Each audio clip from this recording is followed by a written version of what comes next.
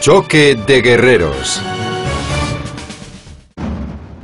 Poco después del amanecer del lunes 21 de febrero de 1916, los soldados franceses destinados en un sector del frente occidental, cerca de Verdún, recibieron una alerta, algo que ocurría rutinariamente. Inspeccionaron tierra de nadie, pero no detectaron actividad en las trincheras alemanas. De repente, el silencio de la mañana se vio interrumpido por el estruendo de un bombardeo de 1220 cañones alemanes en un frente de apenas 13 kilómetros. La mayor concentración de fuego en el frente occidental.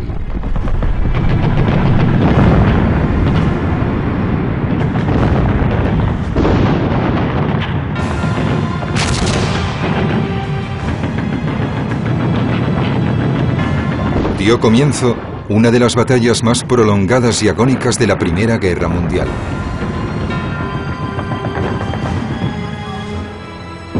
Tras casi 2 años a la defensiva, el ejército alemán atacaba y tanto el futuro de Francia como el de la guerra se hallaban en juego.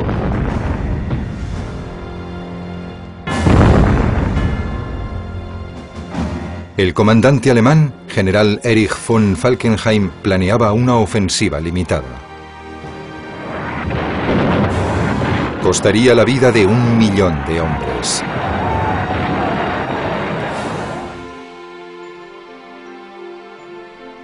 Henri-Philippe Pétain, el comandante francés de Verdún en el momento de la batalla, quedaría asociado a su defensa. Verdún simboliza la batalla por la supervivencia de Francia.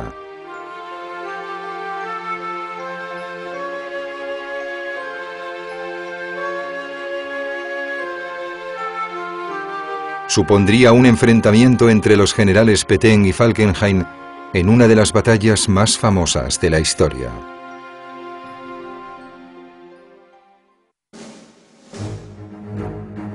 En agosto de 1914, la guerra de Francia y el estancamiento del frente occidental hastiaban a los aliados y a los alemanes. La guerra sería larga y brutal. En 1915, Alemania quería la derrota de Rusia, pero al mismo tiempo tenía que defenderse de Francia y Gran Bretaña. Los franceses y los británicos realizaron infructuosos intentos de traspasar el frente occidental. Creyendo que la artillería era la clave para la victoria, se usaban armas cada vez más pesadas y potentes, pero no conseguían romper las líneas. Los alemanes tuvieron éxito contra Rusia en los primeros años, pero estaban convencidos de que el conflicto se ganaría o se perdería en el oeste. Los alemanes y los aliados concibieron una victoria total en 1916.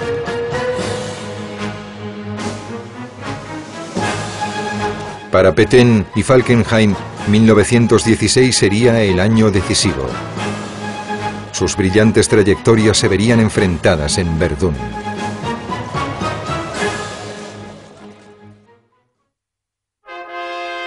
Erich von Falkenhayn provenía de la aristocracia venida a menos y con tradición militar. Gracias al mecenazgo del Kaiser Guillermo, logró un rápido ascenso en su carrera. Al Kaiser le habían impresionado los informes de Falkenhayn mientras fue oficial en China durante la rebelión de los Boxer de 1900. Sucedió al general Helmut von Moltke como comandante supremo del ejército alemán en septiembre de 1914. Eso ocurrió mientras los aliados detenían la invasión de Francia.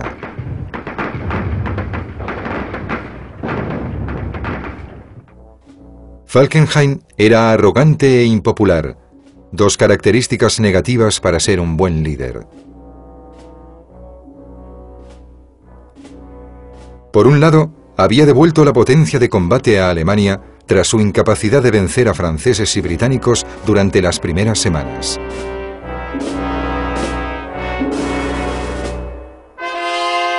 Pero por otro, había enfurecido a los generales Hindenburg y Ludendorff con sus dudas sobre el frente oriental, que habían detenido la ofensiva alemana cuando la victoria parecía estar al alcance. Esto supondría un factor significativo en la manera en la que Falkenhayn se ocuparía de la batalla. Henri-Philippe Pétain provenía de una familia humilde y estaba a punto de jubilarse del ejército tras una carrera de 36 años, cuando estalló la guerra. Antes de la Primera Guerra, solo había dirigido un regimiento de infantería. Pétain también era profesor de táctica en la escuela militar francesa. En sus clases se oponía a la teoría militar de la época, que se basaba únicamente en estrategias ofensivas. Pétain creía que la tecnología moderna, artillería y ametralladoras rápidas y precisas, supondría un castigo excesivo para el soldado francés cuando le atacaran. En lugar de eso, defendía el uso de una gran potencia de fuego como apoyo a la infantería, tanto en el ataque como en la defensa. Las ideas de Pétain a menudo eran ridiculizadas. Pero sus predicciones se convirtieron en realidad durante los ataques franceses de 1914 y 1915. Su ascenso tras esas batallas fue rápido, y en julio de 1915 ya dirigía el segundo ejército. A diferencia de Falkenhayn, Pétain era muy querido entre la tropa. Era un general de soldados. Las personalidades de Falkenhayn y Pétain no podrían haber sido más distintas. Pronto ambos se enfrentarían en un cara a cara que decidiría el curso de la guerra.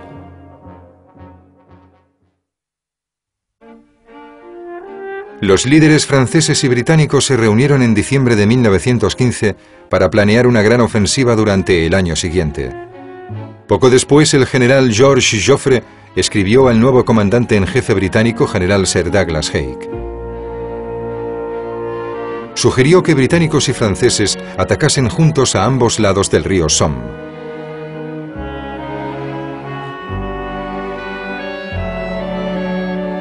Joffre estaba convencido de que podría conseguir romper las líneas alemanas y acabar la guerra. Douglas Haig prefería una ofensiva más al norte, en Flandes, pero como sabía que su homólogo francés era el comandante en jefe aliado, acabó por ceder. El ataque del Somme se planeó para julio. La enorme cantidad de artillería que pretendían desplegar en el ataque era un eco de la teoría de Pétain. El general Falkenhayn confiaba en que la fuerza de las defensas alemanas aguantase cualquier ataque. Pero se dio cuenta de que esa estrategia no le haría ganar la guerra. Tendrían que atacar en el oeste. Falkenhayn concibió un elaborado plan para que Alemania saliese de la situación. Consideraba que Gran Bretaña era el enemigo y Francia su espada en el continente. Necesitaba una manera de arrebatarle dicha espada para acabar la guerra. Falkenhayn creía que los franceses se hallaban cercanos al colapso moral y militar.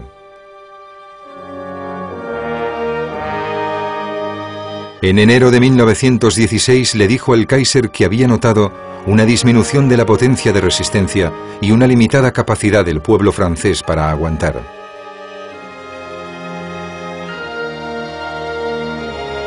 Concluyó que si Francia caía, Rusia le seguiría y Gran Bretaña, aislada, querría obtener la paz.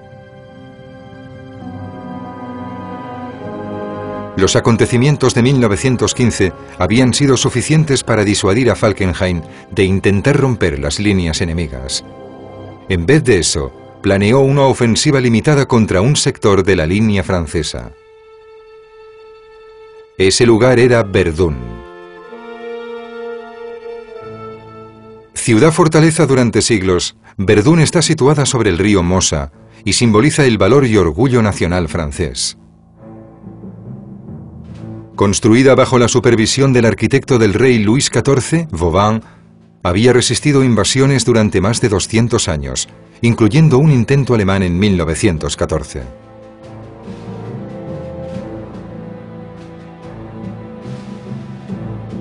Hasta entonces, Verdún había estado protegida por fuertes defensas exteriores y era un sector tranquilo del frente.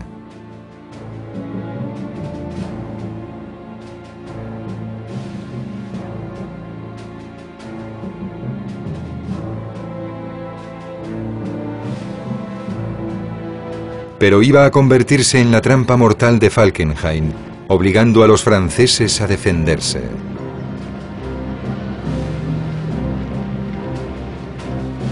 Declaró: "Aquí las fuerzas de Francia se desangrarán hasta la muerte".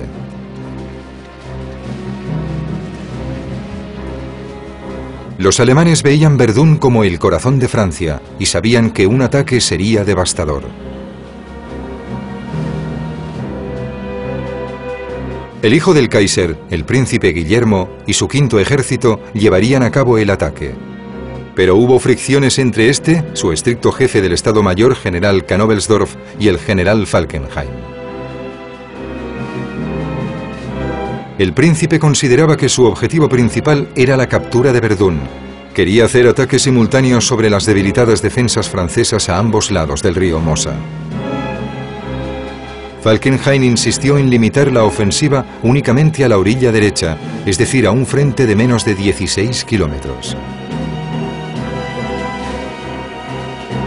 Su idea era destruir totalmente el ejército francés, desangrando Francia hasta dejarla pálida, como solía decir. Pero sabía que eso causaría muchas bajas entre los alemanes. Temía la oposición de sus comandantes, mostrándose reticente a presentar su plan. El quinto ejército alemán se preparó para la batalla. Tropas, municiones y armas de todos los calibres llegaron al frente. El día cero hubiera sido el 12 de febrero, pero el mal tiempo retrasó el inicio del ataque hasta el día 21.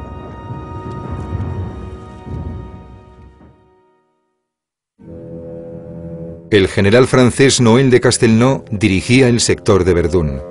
La ciudad estaba rodeada de colinas que constituían excelentes posiciones defensivas.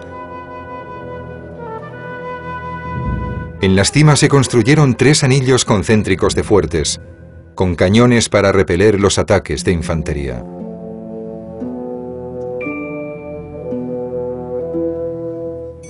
Los fuertes era la principal estrategia defensiva francesa.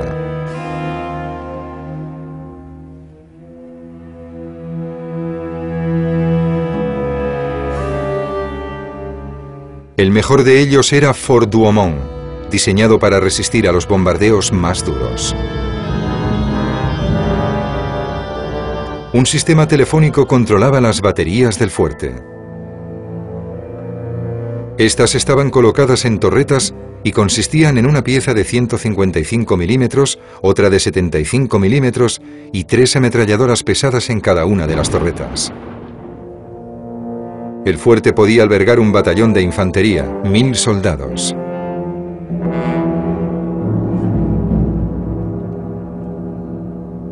Pasadizos subterráneos unían los emplazamientos de las armas. Cada uno de los fuertes estaba diseñado para resistir durante semanas sin ningún tipo de ayuda. Se hallaban emplazados entre 8 y 16 kilómetros de Verdún. Estaban defendidos por trincheras, reductos y cinturones de alambradas.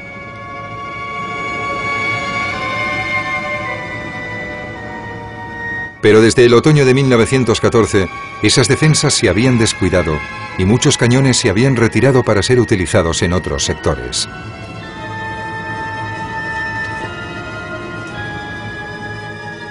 La inactividad a ambos lados de la alambrada había provocado que la guarnición sintiera una falsa sensación de seguridad. Muchos de los fuertes, incluido Douaumont, poseían escasos efectivos. Las tropas francesas habían bajado la guardia. El teniente coronel Émile Drian, comandante de regimiento, no estaba satisfecho de la situación. A lo largo de 1915 había sido testigo del declive de la guarnición. Le preocupaba que Verdún quedase indefensa ante cualquier ataque de envergadura y utilizó sus influencias hasta que el Ministerio de Defensa francés tomó cartas en el asunto. Se envió una comisión a inspeccionar Verdún que recomendó que se tomaran medidas urgentes. Henri Pétain, que dirigía el segundo ejército más al norte, tuvo noticias del asunto. Pero concentrado como estaba en la defensa de la región de Champagne, no tuvo tiempo para pensar en Verdún. Falkenhayn continuó con sus preparativos para la ofensiva alemana.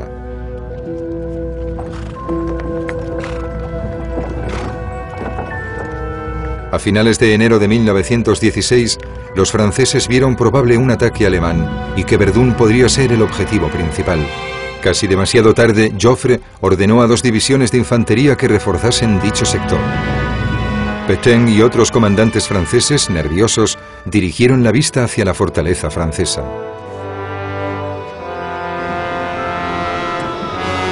Los defensores de Verdún luchaban frenéticamente en una desesperada carrera contra el tiempo.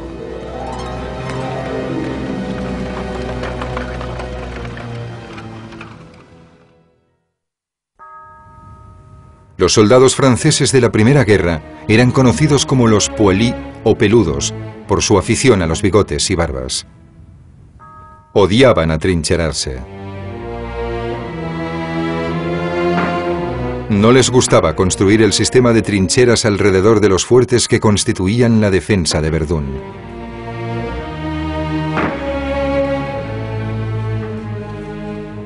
Los primeros días de 1916 fueron fríos y húmedos e hicieron difícil la vida de los soldados franceses en la línea de Verdún. El único alivio era saber que se encontraban en una zona tranquila.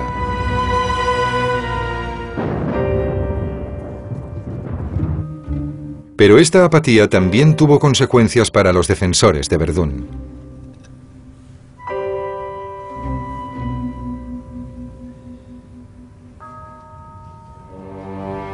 Las trincheras de la primera zona de defensa eran precarias en comparación a las alemanas, profundas y cementadas.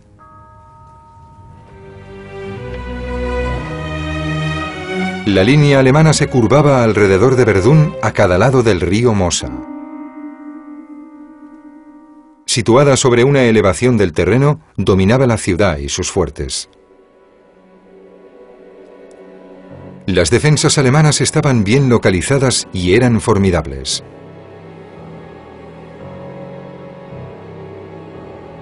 Los hombres de Falkenhayn habían reforzado los búnkeres y los refugios subterráneos con cemento, convirtiéndolos en cuarteles generales, centros de comunicación, instalaciones médicas, almacenes de munición y alojamientos.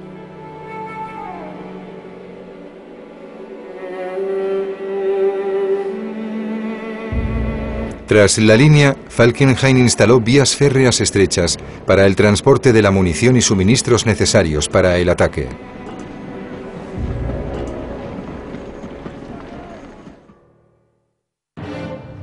El 1 de febrero de 1916, las tropas francesas entraron por fin en acción gracias a las advertencias del coronel Drian y a las claras señales de los preparativos alemanes. Los refuerzos que Joffre había destinado a Verdún llegaron y se situaron en sus posiciones.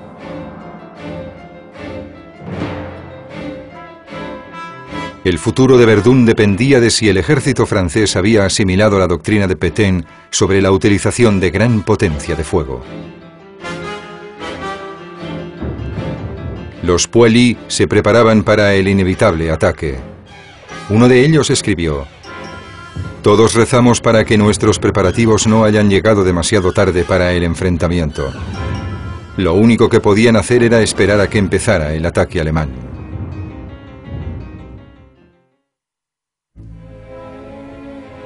Preparados para asaltar Verdún, los hombres del quinto ejército alemán confiaban en su comandante, pero sentían hostilidad hacia Falkenhayn y su equipo.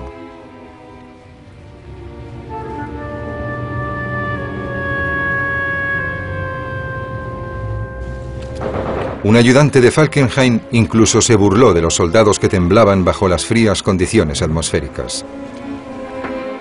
Se trataba de un triste ejemplo de las relaciones de Falkenhayn con sus hombres y de lo alejado que estaba su equipo de la infantería. Un soldado alemán expresó los sentimientos de la mayoría de ellos al escribir: «El valor no tiene nada que ver. El miedo a la muerte sobrepasa todos los demás sentimientos y es únicamente la compulsión lo que impulsa al soldado hacia adelante. Estamos motivados para luchar solo por la maldita disciplina del ejército prusiano y tenemos la sensación de que estamos obligados a hacer cosas terribles».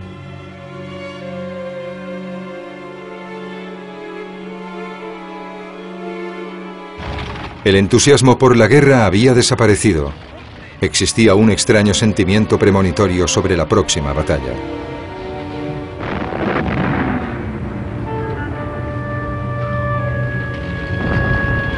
En su cuartel general, Falkenhayn sabía que se acercaba la hora de su destino. Pétain, por su lado, todavía no había comprendido el importante papel que pronto jugaría en el crucial enfrentamiento militar. Al alba del lunes 21 de febrero, la niebla cubrió el sector francés cercano a Verdún. La tranquilidad quedó rota de repente por un enorme bombardeo alemán. Había empezado el asalto de Falkenhayn contra el ejército francés. Durante 9 terribles horas, 1220 cañones alemanes vomitaron fuego, desintegrando las trincheras francesas de primera línea y enterrando vivos a centenares de hombres.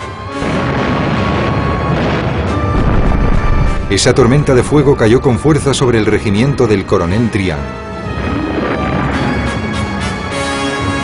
Drian fue quien había alertado a las autoridades francesas sobre la vulnerabilidad de Verdún.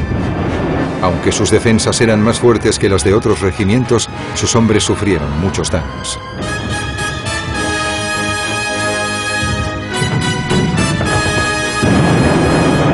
A las 4 de la tarde llegaron las primeras oleadas de infantería alemana. Mientras el asalto avanzaba, el frente francés corría el riesgo de derrumbarse. Un gran ataque de infantería tras el bombardeo habría roto las líneas francesas. Pero eso no era lo que el comandante en jefe alemán, Erich von Falkenhayn, tenía en mente. No quería que los franceses se retiraran, sino que enviaran más tropas a Verdún para que él pudiera aniquilarlas. Al final del día, el ataque alemán había penetrado en las defensas francesas hasta una profundidad de 3 kilómetros.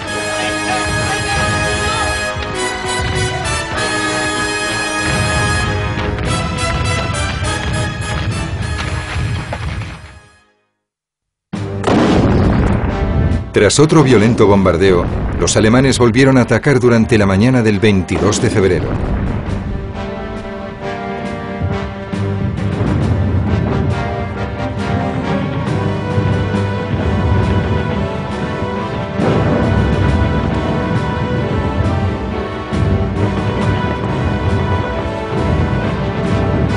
Una nueva arma aterradora y mortal apareció entre las tropas de asalto alemanas: los lanzallamas. Se usaron con efectos devastadores sobre la resistencia francesa.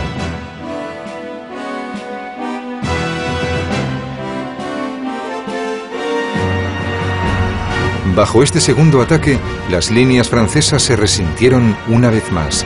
Consciente del peligro, el coronel Drian decidió que los restos de su regimiento debían retirarse antes de ser diezmados.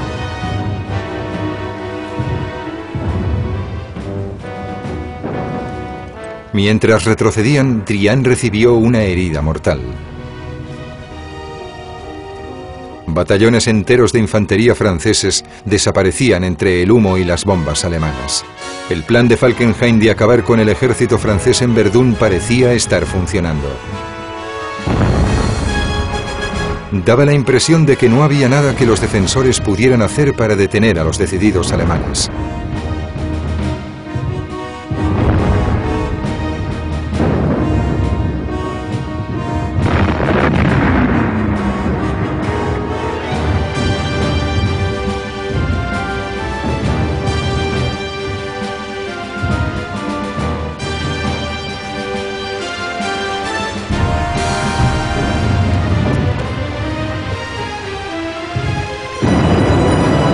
Las tropas francesas caían a manos de su propia artillería.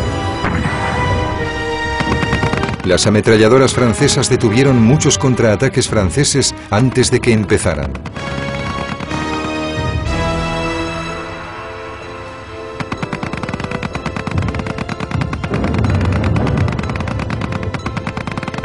Al final del cuarto día de ofensiva, los alemanes se acercaban a los fuertes que protegían Verdún.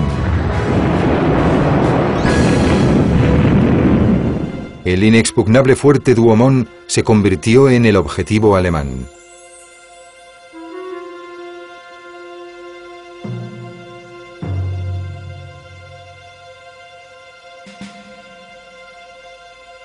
El experto en asaltos, el sargento Kunze, sería el protagonista de este ataque. La mañana del 25 de febrero, Kunze dirigió a su grupo de asalto del regimiento de élite Brandenburgo a lo más alto del fuerte Douaumont. Pero un obús perdido les alcanzó, haciéndoles caer a una galería subterránea. Milagrosamente ilesos, aunque bajo tierra, buscaron una salida y la encontraron en el techo del túnel. Ordenó a sus hombres que formaran una pirámide humana y al penetrar por la abertura se encontró en el interior del fuerte. Solo empezó a vagar por el enorme laberinto de cemento armado únicamente con una pistola.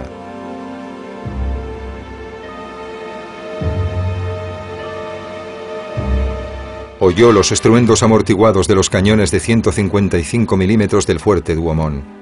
Guiado por ellos, llegó hasta la torreta. Los artilleros franceses sorprendidos se convirtieron en sus prisioneros. Kunze continuó avanzando por los pasillos y comprobó que en el fuerte había muy pocos hombres. Acabó por encontrar al resto de la guarnición en el dormitorio principal todavía acostados. Cerró con llave la habitación y entonces hizo que sus hombres entraran en el fuerte.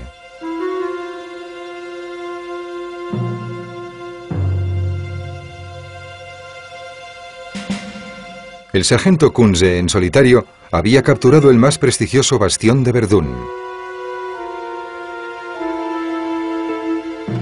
En Francia, la rendición del fuerte Douaumont se recibió con desconcierto.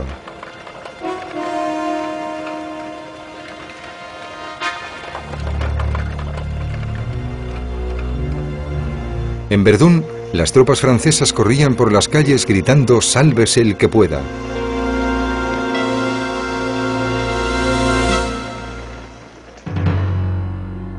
Tras 5 días de batalla, Verdún estaba a punto de venirse abajo. Francia se enfrentaba al momento más crítico de la guerra.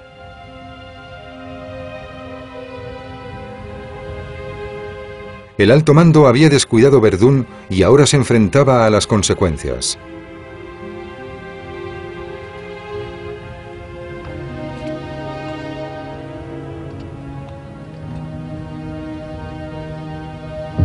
Joffre, el comandante en jefe francés, sabía que solo un hombre podría salvar Verdún y Francia de esa crisis.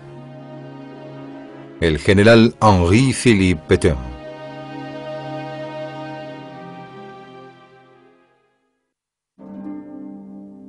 La noche del 25 de febrero de 1916, el comandante en jefe, Joseph Joffre, ordenó a Pétain que se ocupase de la guarnición de Verdún. La primera misión de Pétain fue tranquilizar a sus hombres y convencerles de que su situación pronto estaría bajo control. A partir de entonces trabajaría para contener y derrotar el asalto alemán.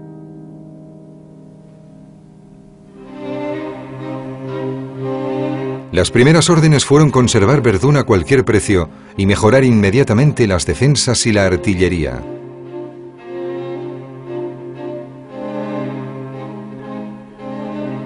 Los refuerzos empezaron a llegar a Verdún.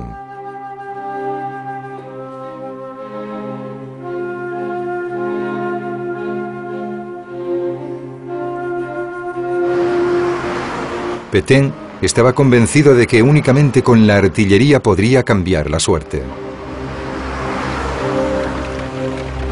Empezó a desplegar más cañones.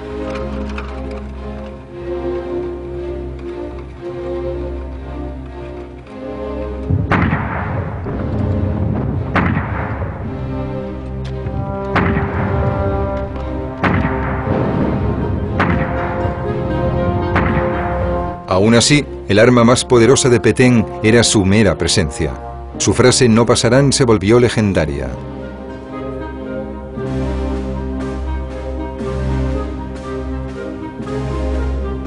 La moral de la tropa mejoró y los Poilus recuperaron su determinación.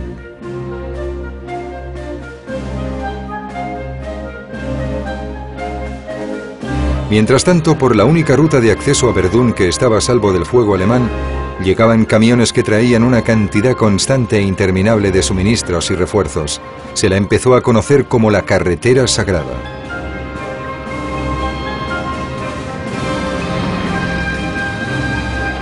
Durante la primera semana de marzo, 190.000 hombres avanzaron por ella hasta el frente.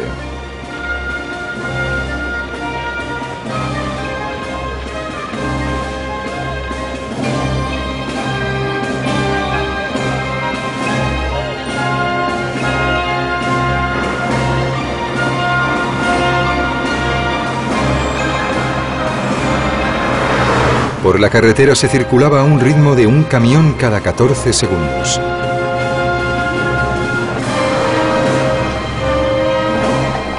Falkenhayn parecía estar consiguiendo su objetivo de atraer a todo el ejército francés hasta su matadero.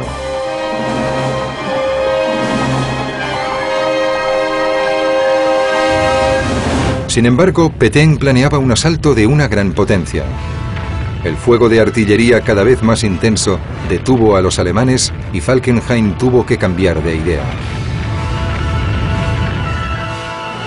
Finalmente permitió al príncipe Guillermo que extendiera el ataque a la zona occidental del río Mosa. El 8 de marzo, los alemanes habían creado una posición al otro lado del río y empezó otra batalla titánica.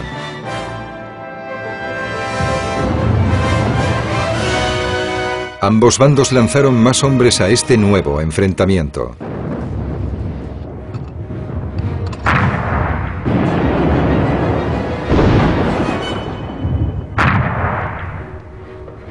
Las bajas francesas fueron numerosas.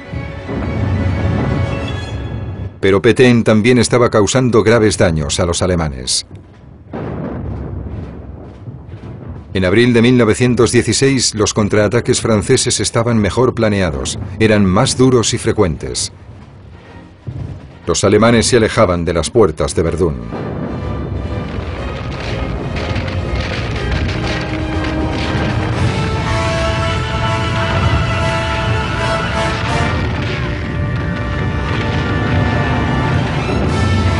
El estruendo de los cañones no se detuvo.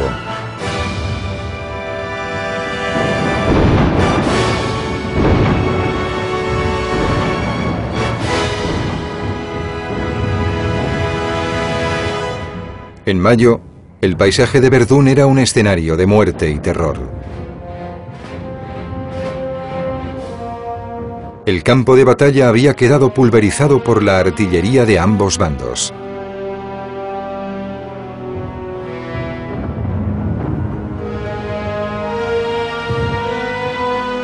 Un piloto francés que voló sobre ese paisaje lo comparó con la piel húmeda de un sapo monstruoso.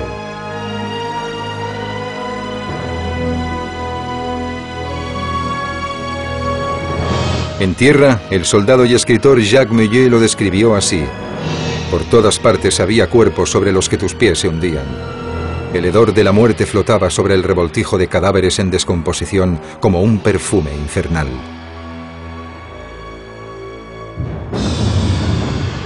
La artillería y la infantería de Pétain empezaban a superar a Falkenhayn.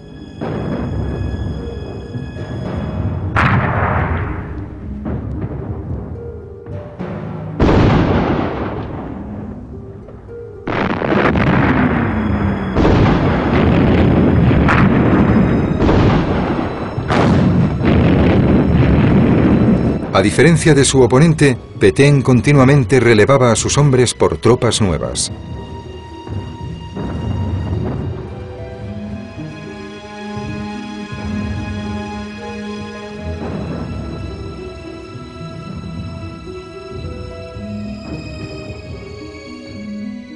Los alemanes extenuados se rendían cada vez con mayor frecuencia.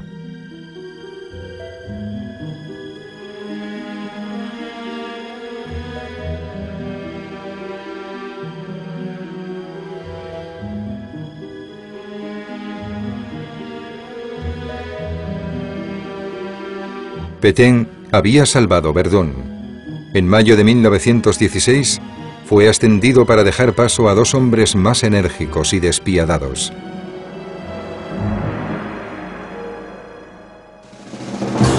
Se trataba del general Robert Nivelle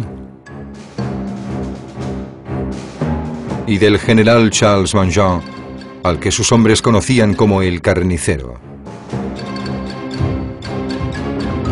La batalla proseguiría presionando al ejército británico para atacar en el Somme antes de lo previsto.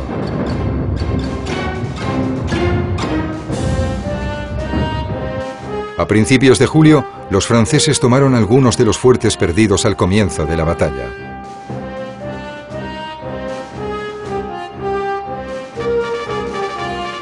La situación estaba cambiando en Verdún.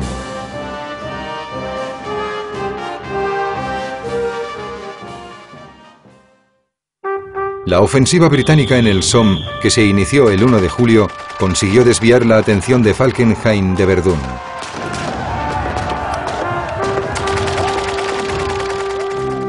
Se vio obligado a pasar a la defensiva. No podía atacar a los franceses y al mismo tiempo resistir ante la presión británica.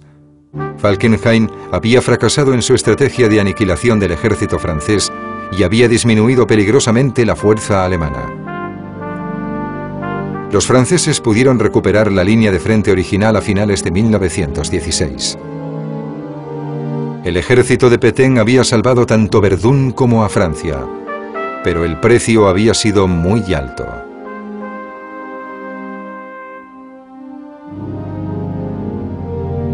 Los franceses sufrieron 377.000 bajas.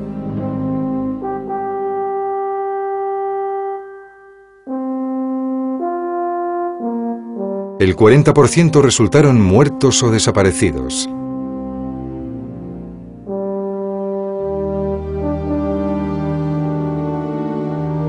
Las pérdidas alemanas fueron igual de elevadas.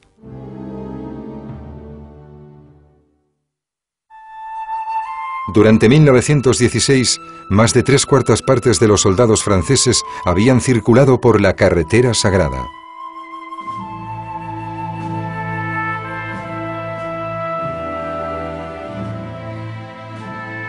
Esta experiencia moldearía el carácter del ejército francés durante los años siguientes. Pétain escribió que la constante visión de la muerte había dotado al soldado francés de una resignación que rayaba el fatalismo. El esfuerzo de Verdún y las batallas siguientes causaron motines en el ejército francés durante la primavera de 1917.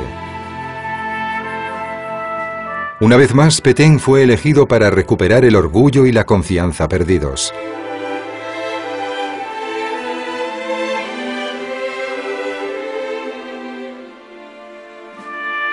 Pétain no dudó en hablar directamente con la tropa para descubrir cuáles eran sus motivos de queja.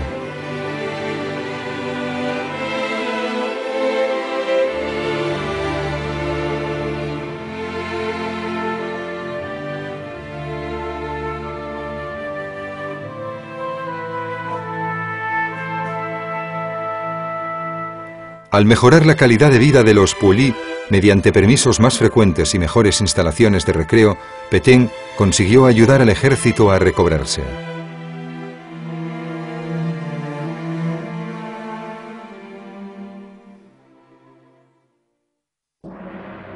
Henri Pétain saldría de la Primera Guerra Mundial como el mayor héroe francés.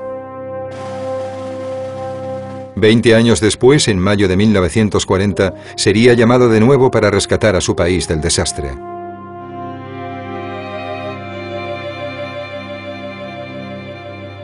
Pero como líder de la Francia de Vichy, cometió el terrible error de querer apaciguar a Hitler y a los nazis en un intento por minimizar el sufrimiento de los franceses.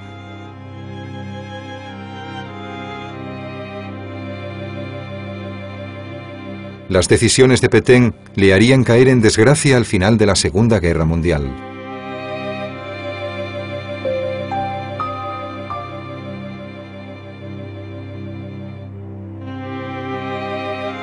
Fue juzgado por sus compatriotas, declarándole culpable de traición.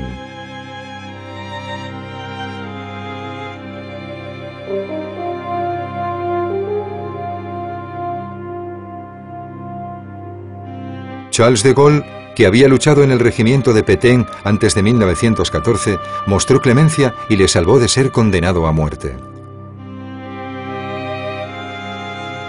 El antiguo héroe de Francia murió en 1951.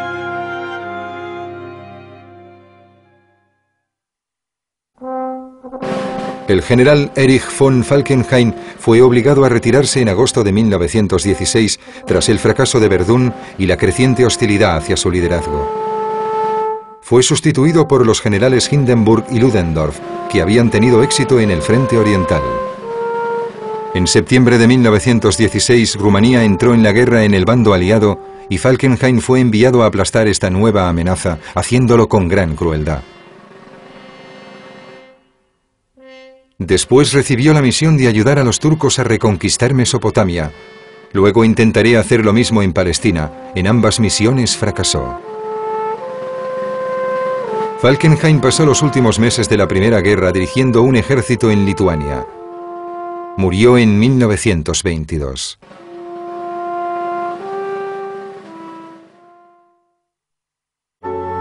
El escritor francés Paul Valéry describió la campaña de Verdún como una especie de duelo ante todo el universo, un viaje singular y simbólico.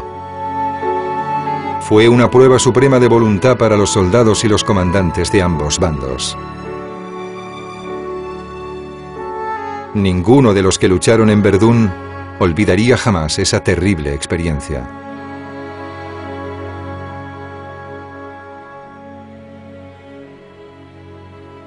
Los dos generales responsables de la lucha eran hombres con caracteres completamente opuestos.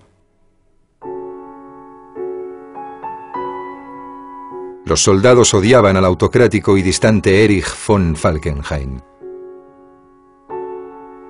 Por el contrario, el compasivo Henri-Philippe Pétain era una fuente de inspiración para sus hombres.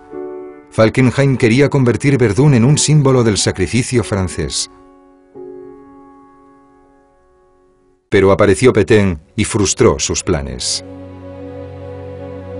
El sacrificio de ambos bandos fue inmenso, como es evidente por las tumbas de aquellos que aquí cayeron.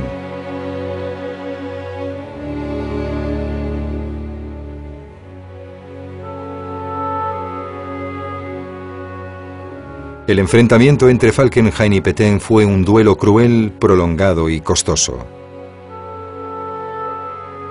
Sin duda se trató de una de las batallas más desesperadas de la historia.